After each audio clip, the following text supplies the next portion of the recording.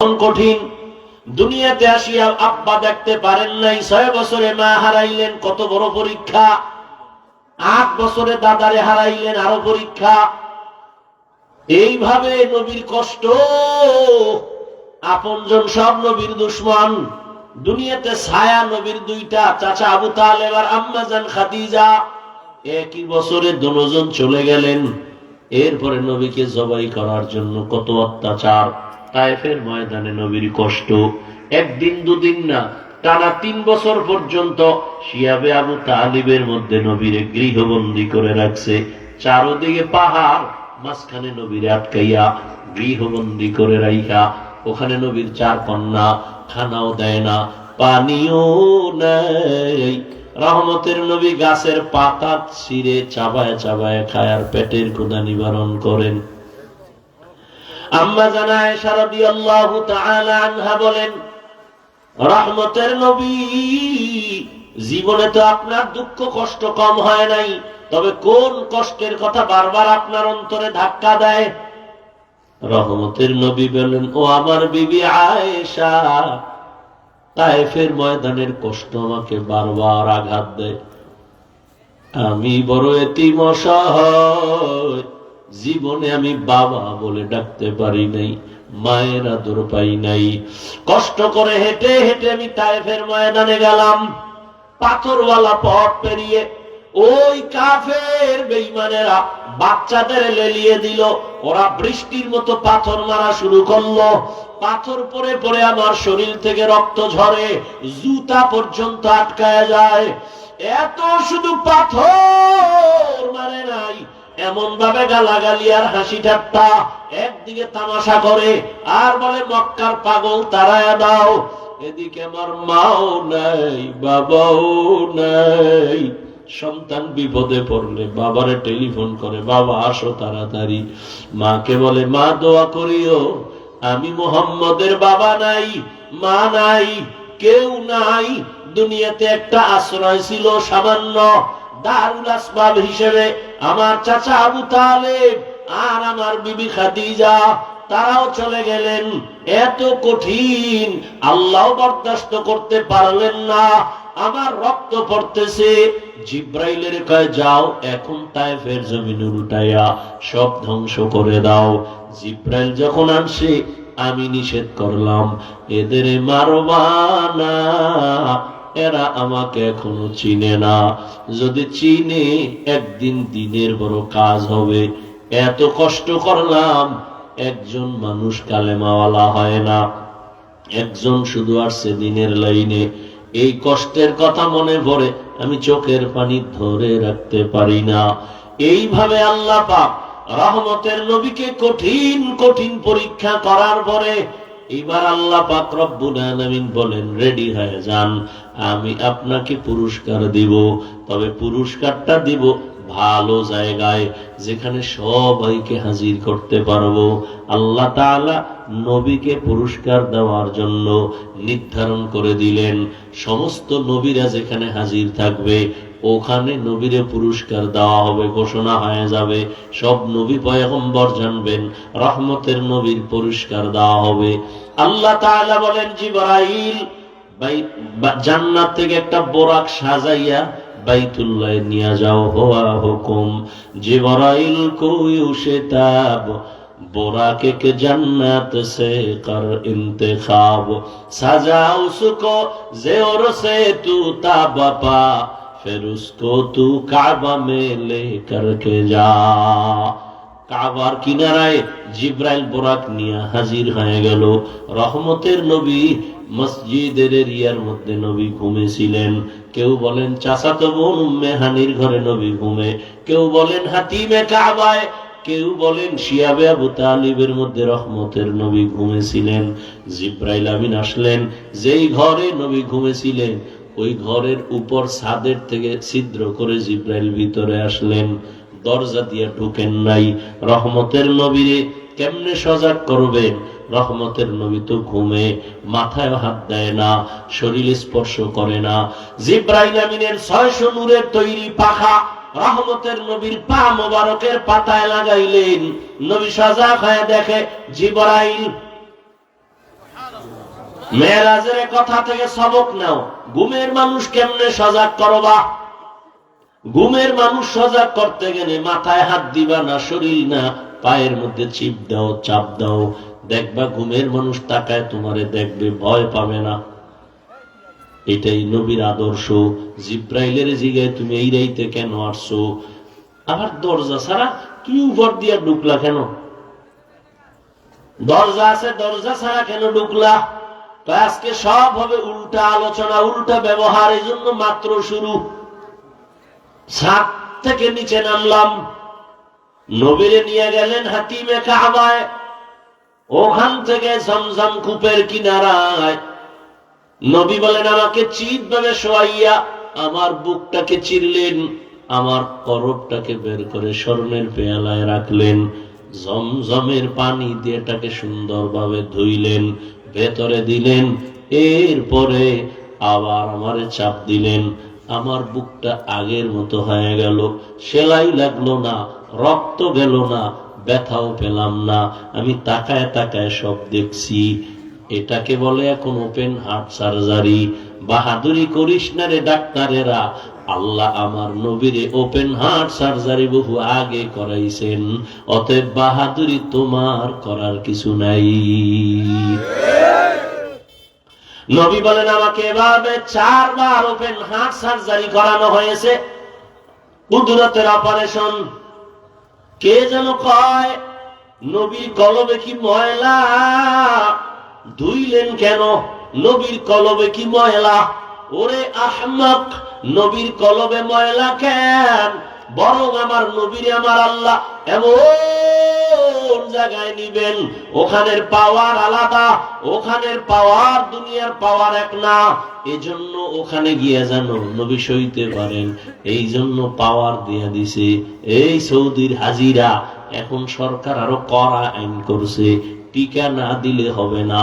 এরে তুমি বিদেশ যাও, ইনজেকশন দিয়া যাও, টিকা লাগায় যাও, কারণ সৌদির আবহাওয়া আমাদের সাথে মিলবে না। এজন্য তুমি এমন পাওয়ারের ইনজেকশন দাও, ওখানে গিয়েও যেন তুমি আবহাওয়ার সাথে মিলিয়া চলতে পারো। রহমতের নবীরে আমার আল্লাহ এভাবে ওপেন হার্ট সার্জারি করিয়া, আল্লাহ আসমান জমিন সব ঘুরাইয়া, লৌহ কলম আল্লাহর নূরের তৈরি আরশে আজিম সব আল্লাহ ঘুরাবেন। এই জন্য আল্লাহ ওখানের পাওয়ার দিয়া তারপরে নবীরে নিয়েছেন।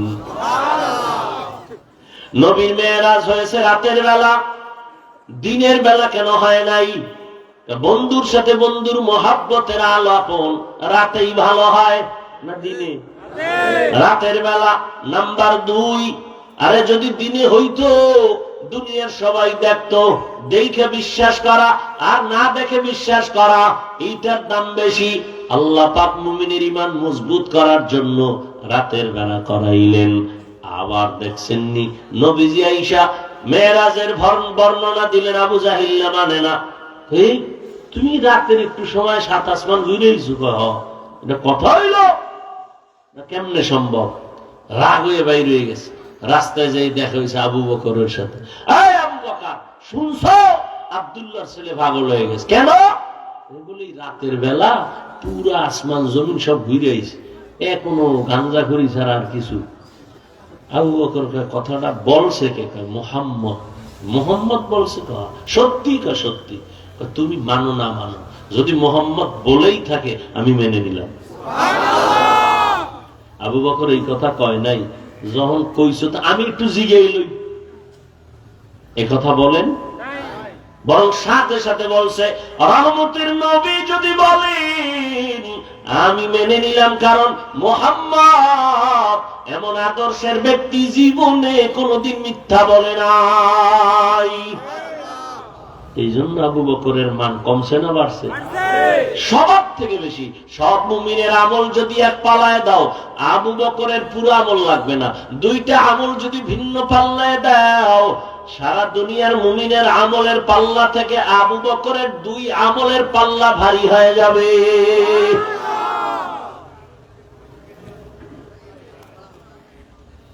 রহমতের নবীর মেরাজ হয়েছে মসজিদ বাইতুল্লাহ থেকে। এই জন্যই তো মেরাজ হবে মসজিদ থেকে। মেরাজ আমার মাওলার সাথে কথা বলা। এই জন্যই তো নামাজ আমাদের মেরাজ। নামাজের মধ্যে আমরা আল্লাহর সাথে কথা বলি, বলি না? বান্দা যখন বলে আলহামদু, আল্লাহ প্রশ্ন করেন লিমানিল হামদ, বান্দা বলে লিল্লাহ, আল্লাহ বলেন মানিল্লাহ, আল্লাহকে। বান্দা জবাব দেয় রব্বুল আলামিন, রব্বুল আলামিনকে। বান্দা জবাব দেয় রহমান ও রহিম। এই জন্য দেখছেন নি মেরাজও একটা, আর নামাজ ইবাদত। নামাজের মতো যাকাত দেওয়াটাও ইবাদত, নামাজের মতোই হজ করা ইবাদত, নামাজের মতোই একটা ইবাদত বাইতুল্লাহ তাওয়াফ করা। বুঝেননি? কি বুঝেন আল্লাহই জানে। যে ব্যক্তি বাইতুল্লাহ তাওয়াফ করে ওই বান্দারে সালাম দিলে নেওয়া যাবে না? যাবে না? যাবে। খানা দিলেও খাওয়া যাবে। একজনে যাকাত দেয়, তারে সালাম দিলে নেওয়া যাবে। এরে বান্দা, খানা দিলেও খাইতে পারবে। হজের ইবাদতেও খানা চলে, হজের ইবাদতের মধ্যেও বান্দার সালামের জবাব চলে। যখন নামাজে দাঁড়ায় তখন খাওয়ান চলেনি। কেউ যদি সালাম দেয় জবাব দেওয়া যাবে না। কেন? কেন বলে এটা মেরাজ চলতেছে, মালিকের সাথে কথা চলতেছে। এখানে খানাও চলবে না, সালামও চলবে না। এখানে মেরাজ চলে, মালিকের সাথে গোপন সম্পর্কের সংযোগ চলতেছে। এখানে সালাম চলবে না, খানা চলবে না, মাওলার সাথে কথা হচ্ছে, বান্দার সাথে আল্লাহর মহব্বতের মেরাজ মসজিদ থেকেই শুরু। অতএব নামাজও কই হবে? কথা কয় না, মসজিদের ভিতরে হবে। এরে আল্লাহর বান্দারা, রহমতের নবীকে আল্লাহ নেওয়ার ক্ষেত্রে দুনিয়ার এখনো দেখছেন, এখনো কত বেঈমানরা নবীর মেরাজ মানে না। এখনো বলে স্বপ্ন জেগে হয়েছে। এটা কেমনে সম্ভব? রাতের একটু সময় পুরো দুনিয়া ঘুইরা আসমান জমিন সব দেখছে, এটা কেমনে সম্ভব? কেমনে মোহাম্মদ গেল আর আইলো? তার এক নাম্বার জবাব, মোহাম্মদ যায় নাই, আয় নাই, আল্লাহ তাকে নিছেন, আল্লাহ তাকে আবার নিয়ে আসছেন। অতএব মোহাম্মদের উপরে এই কালিমা বন্ধ। এবার আল্লাহ কেমনে নিলেন? হ্যাঁ, এই জবাব চাও, আল্লাহ কেমনে নিলেন? আল্লাহ কয় কেমনে নিছে জানো? আমি আদমের জান্নাত থেকে যদি ভারতের চরম দ্বীপে ফালাইতে পারি, হাওয়ারে সৌদি আরবের জেদ্দায় ফালাইতে পারি, মোহাম্মদের টান দিয়ে আরশে আজিমে নিতে পারবো না কেন? কথা বল না কেন? আমি জমিন থেকে ঈসা নবীরে আমি যদি দ্বিতীয় আসমানে নিতে পারি, মোহাম্মদের নিতে পারবো না কেন? আমি যদি ইউনুস নবীরে মাছের পেটে ঢুকাইয়া আবার সাইরা দিতে পারি, আমি মোহাম্মদের পারবো না কেন? আমি ওজায়ের নবীরে 100 বছর মাটির মধ্যে ফালাইয়া রাখছি মরা, আবার আমি 100 বছর পরে তারে জিন্দা করছি। আমি আল্লাহ কি না পারি? আমি আল্লাহ পারি, তাই আমার কুদরত আমি আল্লাহর দ্বারা সম্ভব। এজন্য আল্লাহ পাক প্রথম একটা শব্দ বলছেন সুবহান, আমি পবিত্র। আমি কি পবিত্র? তো অপবিত্র আছিল কবে? হ্যাঁ, এটা একটা কথা হইল, আল্লাহ পবিত্র।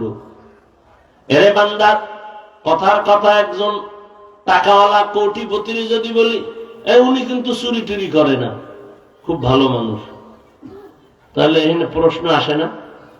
কথা বল না। আরে ভাই চুরি করে না, তুমি এটা কেন কইলে? তবে মনে হয় কিছু ঝামেলা আছে। ভালো মানুষ কইলি তো হয়ে যায়। এর চিনেননি, খুব ভালো মানুষ, চেয়ারম্যান সাহেব, এমপি সাহেব, কোটিপতি। আর যদি ভালো মানুষটা কর আগে এটা ঢুকাই দি, এ চুরি টুরি কিন্তু করে না, খুব ভালো মানুষ। প্রশংসা হইল একটা ইঞ্জেকশন দিয়া। হ্যাঁ, এটা ভালো প্রশংসা না। আল্লাহ হলেন সুবহান। আল্লাহ বলেন আমি পবিত্র। তার মানে আমি কখনো অপবিত্র ছিলাম নাকি? না না, আল্লাহ তাআলা বলেন এখানে পবিত্রতার মানে হলো, শাইখুল হিন্দ মাহমুদ হাসান দাওবন্দি তরজমা করেন, এখানে পবিত্র অর্থ হলো আমরা সবাই দুর্বল, আমার আল্লাহ দুর্বলতা থেকে পবিত্র, আমার আল্লাহ দুর্বল না। যেমন আমরা খানা খাই না খাইলে দুর্বল হয়ে যায়, আমাদের ঘুমান লাগে, আমার মাওলার লা তাখুযুহু সিনাতুন ওয়ালা নাওম, ঘুম নাই, তন্দ্রাও নাই। দ্বিতীয় কথা হলো, তুমি যত প্রশ্ন করবে এটা কেমনে সম্ভব, কেমনে সম্ভব, কেমনে সম্ভব, তোমার সম্ভবের প্রশ্নের যত তকমা আছে সব তকমা থেকে আমার আল্লাহ সুবহান, আমার আল্লাহ পবিত্র। সুবহান বলার আর এক কারণ হলো, আশ্চর্য জিনিসগুলো দেখলে আমরা সুবহান আল্লাহ বলি। আল্লাহ কয় মেরাজ এমন এক আশ্চর্য ঘটনা, এই কারণে এখানে সুবহান শব্দ দিয়ে আশ্চর্য ধরনের ঘটনা বোঝানো হলো। মেরাজ এটা আশ্চর্য, বড় আশ্চর্য। সুবহান তুমি যেটা বলো হবে না, সুবহানের দ্বারা সেটা হবে, সেটা সম্ভব, তোমার মেধা এটা ধরবে না। এরপরে আল্লাহ বলেন, আমি আল্লাহ মেরাজ করাইলাম বাইতুল্লাহ থেকে বাইতুল মাকদিস পর্যন্ত, ডাইরেক্ট আমি আসমানে নিতে পারতাম, নেই না কেন? বাইতুল মাকদিসে ওখানে অনেক বরকত নবীরে দেখানোর জন্য, লিনুরিয়াহু মিন আয়াতিনা। সুবহানাল্লাযী আসরা বিআবদিহি, রহমতের নবীকে আল্লাহ তাআলা বলেন আমি ভ্রমণ করাইলাম আমার প্রিয় বান্দাকে। কোরআন শরীফে এত দামি কিতাব, যে কিতাব দেখলে সওয়াব, ধরলে সওয়াব, পড়লে সওয়াব, ওই কিতাবে আল্লাহ পাক নবীদের নাম নিয়ে ডাকছেন, ইয়া নূহ, ইয়া মূসা, ইয়া ঈসা, ইয়া ইব্রাহিম। কিন্তু আপনার আমার মায়ার নবীর নাম আল্লাহ কোথাও কোরআনে ধরে ডাক দেন নাই। কেন? বলে সব নবীরা আমি আল্লাহর আশিক, আর আমি আল্লাহ মুহাম্মদের আশিক। এজন্য কোরআন শরীফে আল্লাহ পাক সব নবীদের নাম নিছেন, আপনার আমার নবীর নাম আল্লাহ নেন নাই। বরং আল্লাহর নবীকে যখন আল্লাহ ডাকছেন, দামি দামি উপাধি দইরা ডাকছেন, এমন এমন শব্দ যে শব্দগুলো ব্যাখ্যা না করলে বুঝে আসে না, এত অলংকারওয়ালা শব্দ। ইয়া আইয়ুহাল মুযাম্মিল কুমিল লাইলা ইল্লা কালিলা, ইয়া আইয়ুহাল মুদ্দাসসির কুম ফাআনজির, ইয়াসিন, তাহা, হামিম। আল্লাহর নবীকে আল্লাহ উপাধি ধরে ডাকলেন। নবীর উপাধি ইমামুল মুরসালিন। নবীকে বললেন আপনি সিরাজাম মুনিরা, নবী আপনি বাশীরাও ওয়া নাযীরা, ও নবী আপনি খাতামুন নবিয়্যিন, আপনি রাহমাতুল লিল আলামিন। আপনাকে আমি খুলুকে আযীম দান করেছি, আমি আপনাকে কাউসার ওয়ালা বলে ডাক দিছি। ইন্না আ'তাইনাকাল কাউসার। ভালো করে বুঝেন, কোরআন শরীফে নবীদের নাম নিছেন, আমার নবীর নাম নেন নাই। সম্মান নাম না নিয়ে কি বলছেন? দামি দামি শব্দ, যেই শব্দ কোন নবীর বেলায় ব্যবহার করলেন না। কিন্তু মারাত্মক মারাত্মক মারাত্মক প্রশ্ন, এত বড় একটা সফর মেরাজের, গোটা দুনিয়ার বেঈমানদের মাথা নষ্ট হয়ে গেছে, এই মেরাজ মানতে পারে না। সেই ক্ষেত্রে আমার আল্লাহ নবীকে সম্বোধন করতে গিয়া দামি কোন শব্দ না বলিয়া নরমাল একটা শব্দ বললেন, বান্দা। কি বলছেন? বান্দা। এটা বড় দামি শব্দ। আমিও বান্দা, হিন্দুরাও বান্দা, ইহুদিরাও বান্দা, খ্রিস্টানও আল্লাহর বান্দা, নবীও বান্দা। এটা একটা নরমাল শব্দ হয়ে গেল না? কথা হয় না? প্রশ্ন হয় কি হয় না? নরমাল শব্দ কেন আল্লাহ বললেন? নবীরে কত সুন্দর সুন্দর শব্দ বলছেন, ইয়াসিন, তাহা, হামিম, কত সুন্দর। কিন্তু এই জায়গায় এত বড় একটা সফর, এই জায়গায় আমার আল্লাহ নবীরে কেন বান্দা বললেন? প্রশ্ন বুঝে আসছেনি? জবাব বেশি দেওয়া যাবে না, একটা দেখি দেওয়া যায়নি। এক জবাব হলো, রহমতের নবী নিজেকে বান্দা বললে বড় খুশি হন। নবী নিজের বান্দা বললে কি খুশি হয়? নামাজে দাঁড়াইয়া নবী কষ্ট করে, পা ফুলে যায়। আম্মা জান আয়েশা রাদিয়াল্লাহু আনহা, নবী এত কষ্ট করেন কেন আপনি ইবাদতে? আপনার কোনো গুনাহ নাই। ইন্না ফাতাহনা লাকা ফাতহাম মুবিনা লিয়াগফিরা লাকাল্লাহু মা তাকাদ্দামা মিন যামবিক ওয়া মা তাআখার ওয়া ইউতিম্মা নি'মাতাহু আলাইকা ওয়া ইয়াহদিয়াকা সিরাতাম মুস্তাকিমা। আপনার গুনাহ নাই, কষ্ট করেন কেন? নবী কি জবাব দিলেন? আফালা আকুনা আবদান শাকুরা। ও আয়েশা, আমি কি আল্লাহর কৃতজ্ঞ বান্দা হব না? নবীজির খুব বান্দা বললে নবী কি খুশি। এজন্য দেখছেননি, যখন নবী চলে গেলেন বাইতুল্লাহ থেকে বাইতুল মাকদিস, ওখান থেকে সপ্তম আসমান, প্রথম আসমানে চলে গেলেন বোরাকে, গিয়ে দেখেন দুই দরজা জামরাত ইয়াকুত পাথর দিয়ে বানানো, তালা লাগানো, দোনো দরজায় নূরের তৈরি তালা। ভেতরে দারোয়ান, জিবরাইল কয় দরজা খোল। ভেতরের দারোয়ান কয় মান আনতা, কে তুমি? বলে আনা জিবরাইল। অমাম্মা, তোমার সাথে কে? হুয়া মুহাম্মদ সাল্লাল্লাহু। দরজা খোলো। অনুমতি আনছেন নি? হ্যাঁ অনুমতি আনা হইছে। আমি বাইরে, ভিতরে তালা বাইরে, চাবি কই পাবো? চাবি দাও। চাবি হলো আল্লাহর ইসিম, ইসমে যা, বিসমিল্লাহ। নবী কয় বিসমিল্লাহ বইলা তালা ধরলাম, খুলে গেল।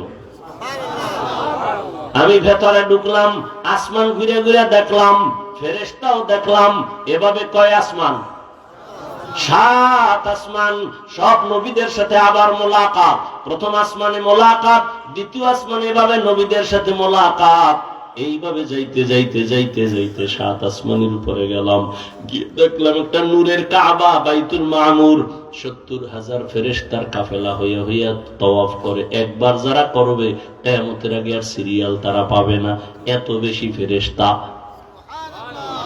নবী বলেন ওখান থেকে উপরে সিদরাতুল মুনতাহা, বড়ই গাছ। এক একটা বড়ই কত বড়? তেলের ড্রামের মতো বড়, আর পাতাগুলো হাতির কানের মতো বড়। নবী বলেন ওখান থেকে ভিন্ন বাহনে চললাম, যাইতে যাইতে যাইতে যাইতে অনেক উপরে।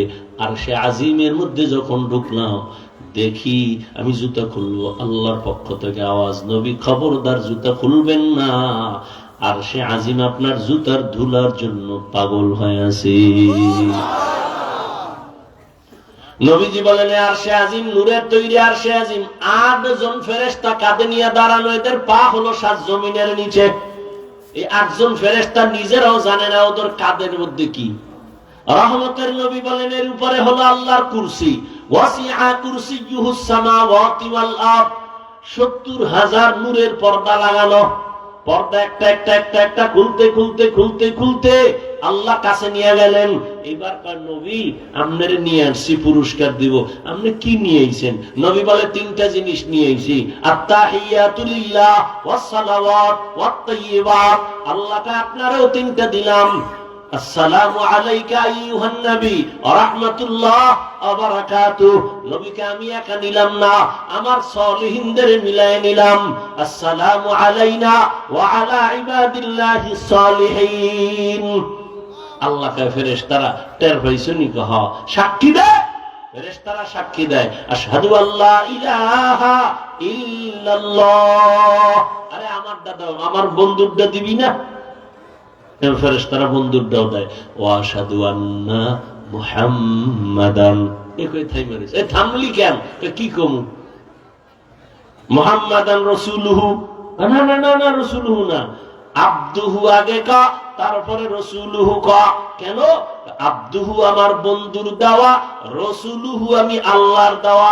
আমি যেহেতু বন্ধুর আশিক, আমার বন্ধুরটা আগে লাগাও, আমারটা পরে লাগাও। এজন্য আব্দুহু আগে, এরপরে রাসূলুহু। বান্দা আগে নিয়ে আইছে, নবী বান্দা বললে খুশি হয়, এইজন্য বন্ধুর দেওয়া আব্দুহু বান্দা, এটা আগে আনো। আমি যে রাসূল দিছি তার টাইটেল, এটা পরে নাও। বান্দা এখন একদল, কথা তো অনেক, একদল কয় জমিনের বান্দা, আসমানে কি? আল্লাহ কয় হন, আসমানের বান্দার খবর তুই জানো না? মা ফাআউহা ইলা আবদিহি মা আওহা। এখন কই যাবি? আল্লাহ কয় আল্লাহ তার প্রিয় বান্দাকে ওহী নাজিল করলেন, ফাআউহা ইলা আবদিহি মা আওহা। কিয়ামতের দিন বান্দার কত দাম হবে জানো? কিয়ামতের ময়দানে আমার আল্লাহ জান্নাতীদের ডাকবেন, এই জান্নাতের দরজার দিকে যাস না, খবরদার, ও তালা লাগান না। কই যাবি? ইয়া আইয়াতুহান নাফসুল মুতমাইন্নাহ ইরজিই ইলা রাব্বিকি রাদিয়াতাম মারদিয়া ফাদখুলি ফি ইবাদি ওয়াদখুলি জান্নাতি। জান্নাত পরে, আগে আমার বান্দা, আগে আমার কি? আমার প্রিয় বান্দা, ওদের কাফেলায় গিয়া এরপরে জান্নাত। ফাদখুলি ফি ইবাদি ওয়াদখুলি জান্নাতি। জানি কিনা বুঝেন না আল্লাহই জানে। বান্দা বলিয়া আল্লাহর নবীকে খুশি করলেন। আর বান্দার সাথে আল্লাহর একটা সম্পর্ক আছে, সম্পর্কের নাম ইবাদত। সম্পর্কের নাম কি? যে ইবাদত করে সে বান্দা, যার ইবাদত করে সে মাহবুদ, যে ইবাদত করে সে আব্দ বা আবেদ, যার ইবাদত করি তিনি মাহবুদ।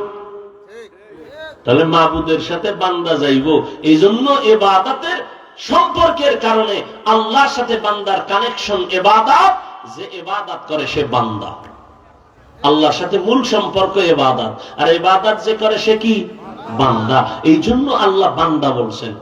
কোরআনের ভিন্ন আয়াতে আল্লাহ বান্দা বলিয়েই বান্দাদের ডাকেন। কুল ইয়া ইবাদিয়াল্লাযীনা আসরাফু আলা আনফুসিহিম লা তাকনাতু মির রাহমাতিল্লাহ।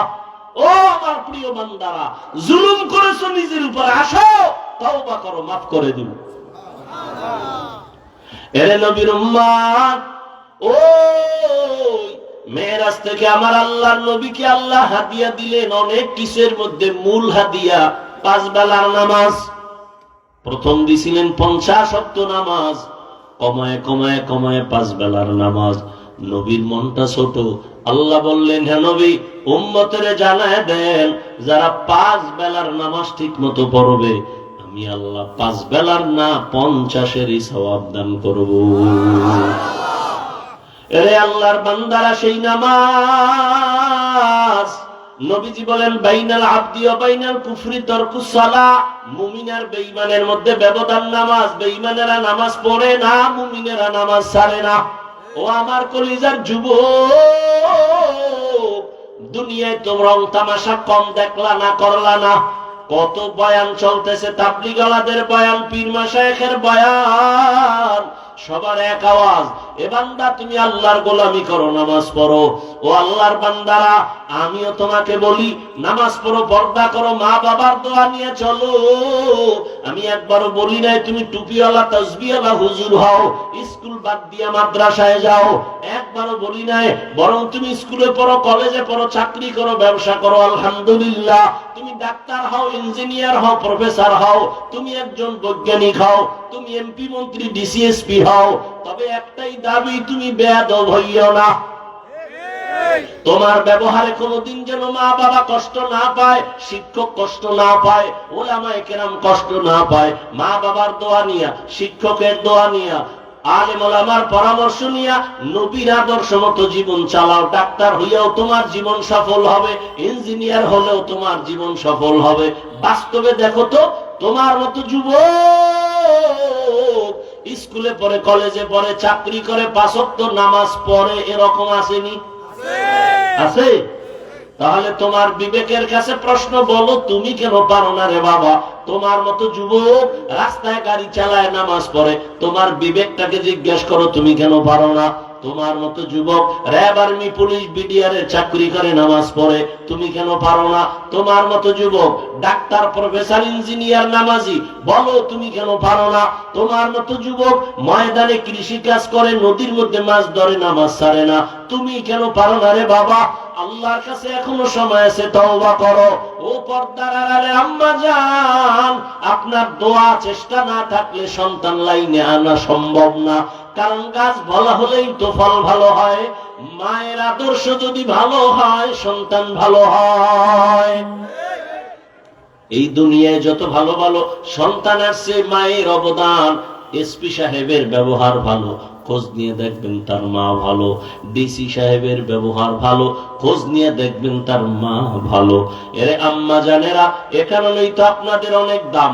আপনারা নবীদের মায়ের মতো দামি, আপনারা তো সাহাবায়ে কেরামদের মায়ের মতো দামি, আপনারা তো আয়েশা রাদিয়াল্লাহু আনহার মতো দামি নারী, ফাতেমা রাদিয়াল্লাহু আনহার মতো দামি নারী, আপনারা তো খাদিজা রাদিয়াল্লাহু আনহার মতো দামি নারী। আপনার মতো কত মা এই এলাকায় এখনো আছে, বেপরদায় চলে না, মোবাইলে সময় নষ্ট করে না, নামাজ ছাড়ে না, স্বামীর মাল হেফাজত করে, সন্তানগুলো আদর্শওয়ালা বানানোর মেহনত করে।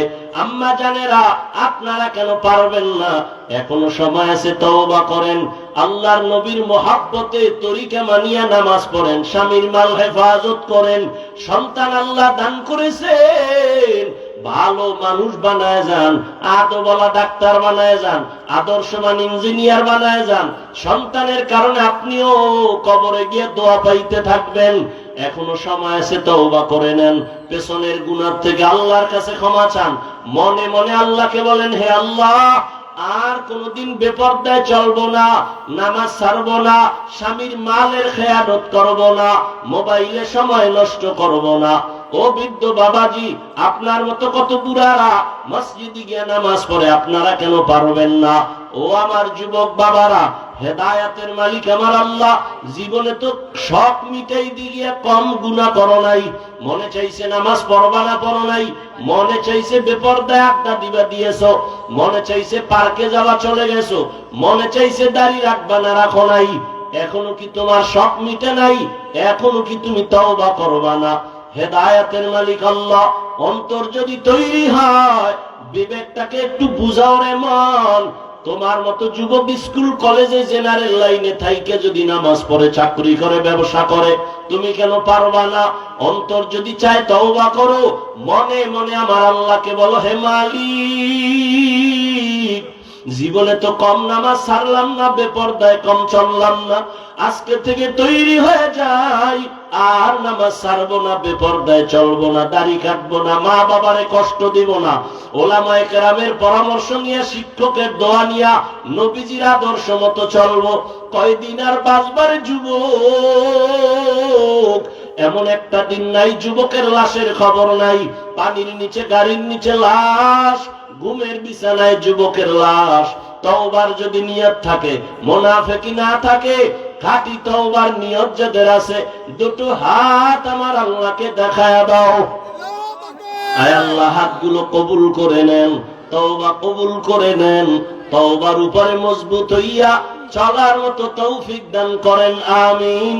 আলহামদুলিল্লাহি রাব্বিল আলামিন, والصلاة والسلام على سيد الأنبياء والمرسلين وعلى آله وأصحابه أجمعين.